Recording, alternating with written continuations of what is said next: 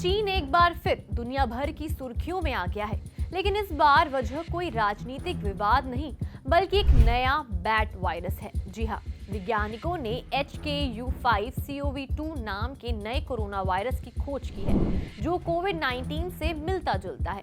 इस वायरस की खोज वुहान इंस्टीट्यूट ऑफ वायरोलॉजी की एक टीम ने की है, जिसका नेतृत्व प्रसिद्ध वैज्ञानिक शी झेंगली कर रही थी।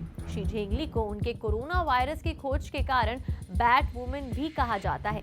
ये नया वायरस क्या है, ये जानने से पहले चलिए इसके लक्षण जान लेते हैं। हेलो नमस्ते, मैं हूं निहानंद और आप देख रहे हैं दैनिक जागरण। वैज्ञानिकों का मानना है कि HKU5CoV2 वायरस के लक्षण कोविड-19 और MERS वायरस से मिलते जुलते हैं, जैसे कि बुखार और खांसी, सांस लेने में दिक्कत, गले में खराश, थकान और शरीर दर्द। बता दें कि अभी तक किसी इंसान में इस वायरस को संक्रमण नहीं पाया गया है, इसीलिए वैज्ञानिक इसकी निगरानी कर रहे हैं और आगे के खतरे को रोकने के लिए तैयारी भी कर रहे हैं। HKU5CoV2 वायरस कोरोना वायरस की ही एक नई प्रजाति है, जिसे चमगादड़ों में पाया गया है। रिसर्च से पता चला है कि ये वायरस इंसानों के ACE2 रिसेप्टर से जुड़ सकता है, ठीक वैसे ही जैसे SARS-CoV2 जुड़ता है। इसका मतलब ये है कि ये वायरस भी जानवरों से इंसानों में फैल सकता है। हालांकि फिलहाल ये वायरस किसी भी इंसान में नहीं पाया गया है और अभी तक इसके संक्रमण का कोई मामला सामने नहीं आया है। वैज्ञानिकों के अनुसार HKU5CoV2 की संक्रमण फैलने की क्षमता SARS-CoV2 यानी कोविड-19 से कम है। इसका मतलब है कि अभी इस वायरस से महामारी का कोई खतरा नहीं है। हालांकि अगर इस वायरस में म्यूटेशन हुआ तो भविष्य में ये इंसानों के लिए खतरनाक साबित हो सकता है। यही कारण है कि वैज्ञानिक इस पर लगातार रिसर्च कर रहे हैं और इसकी बारीकी से मॉनिटर किया जा रहा है। बता दें कि रिसर्चर्स के अनुसार HKU5CoV2 वायरस के फैलने की दो मुख्य तरीके हो सकते हैं। पहला, सीधे चमगादड़ से इंसानों में। अगर कोई व्यक्ति संक्रमित चमगादड़ के संपर्क में आता है, चमगादड़ के लार, मूत्र या मल के संपर्क में आने से।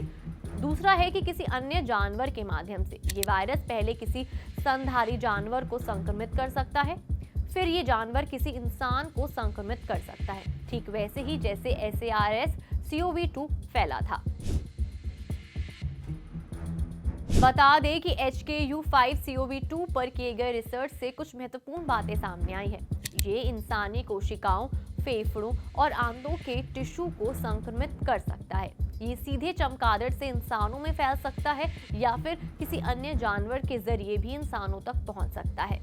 ये कई स्तनधारी जानवरों के ACE2 रिसेप्टर से जुड़ सकता है, जिससे इसका इंसानों में फैलने का खतरा बढ़ सकता है।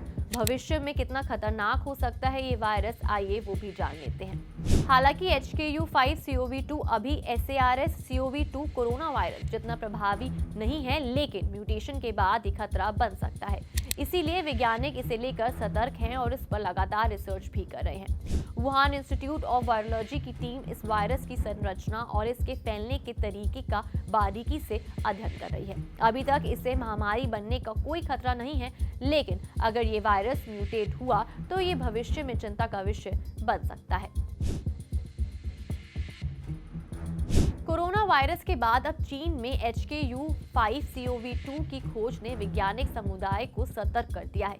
दुनिया भर में पहले ही कोरोना वायरस ने भारी तबाही मचाई थी, इसीलिए अब कोई भी देश किसी नए वायरस को हल्के में नहीं ले सकता। इस वायरस को लेकर चीन, अमेरिका, भारत और अन्य देशों के वैज्ञानिक लगातार रिसर्च कर रहे हैं। WHO भी इस पर नजर बनाए हुए हैं और आगे के किसी भी संभावित खतरे के लिए तैयारी की जा रही है।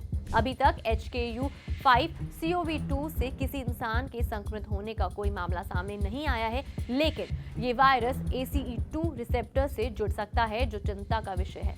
वैज्ञानिक लगातार इस पर रिसर्च कर रहे हैं और अगर इसमें कोई नया म्यूटेशन होता है तो ये भविष्य में एक नई महामारी का रूप ले सकता है।